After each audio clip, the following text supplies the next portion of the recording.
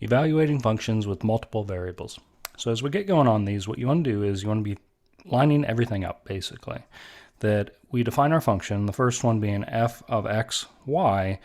The first value is going to be an x value, and the second value is going to be a y value. So if we want to evaluate this at 1, 4, what we want to do is replace each of the x's with 1, and each one of the y's with 4. So our exponent on this one is going to be 1 times 4, and then another x here, we're going to replace that again with a 1, and this one works out to be e raised to the 4th power multiplied by 1, which will just be e to the 4th.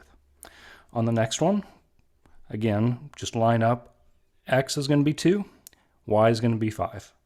So 2 squared multiplied by the square root of 5.